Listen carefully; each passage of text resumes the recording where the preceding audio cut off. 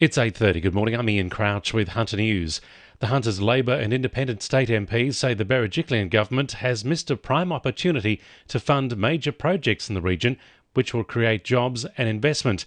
Only planning money was announced for major road projects like the M1 extension and the fifth stage of the Newcastle inner city bypass, while money for long-expected projects like the Hillsborough Road upgrade and the Fassifern-Hexham rail freight corridor appear to be simply carried forward from previous budgets.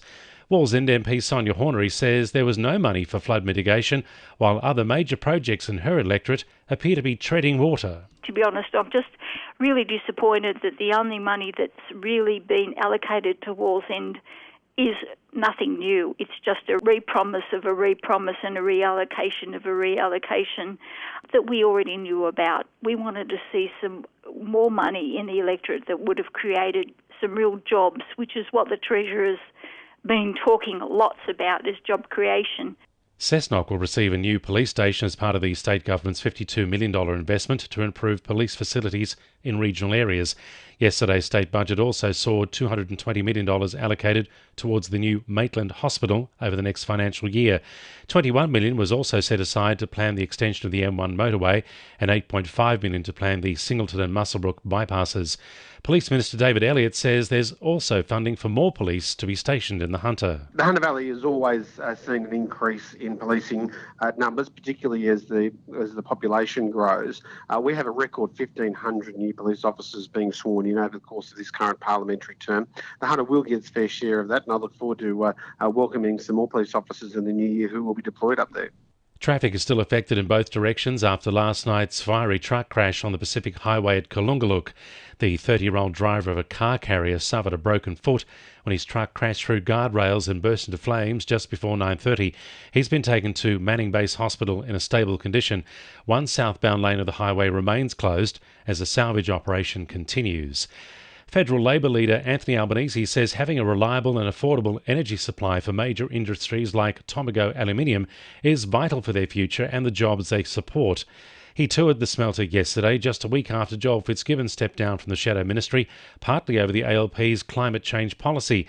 Anthony Albanese says a transition to renewable energy is needed to tackle climate change. The replacement of Liddell needs to be a mix of solar, renewables with batteries, but also gas is necessary for that. Climate change is real. We need to act and we need to be a part of global action. We need to, as well though, make sure that businesses like this one that are energy intensive have access to affordable energy. The traffic lights at the intersection of Rural Drive and Wallsend Road at Sandgate are back on as Ausgrid crews complete repairs after Monday night's powerful storm. Less than 100 customers are still without power, but Ausgrid says they should have the lights back on soon. 20,000 homes and businesses lost power during the storm, while the SES has received 507 calls for help, most of those in the Newcastle area. 2NURFM Sport. Night swinger Edric Lee has been named to make his debut for the Maroons in tonight's State of Origin decider in Brisbane. The 28-year-old is set to replace Broncos young gun Xavier Coates after the 19-year-old failed to train yesterday with a groin injury.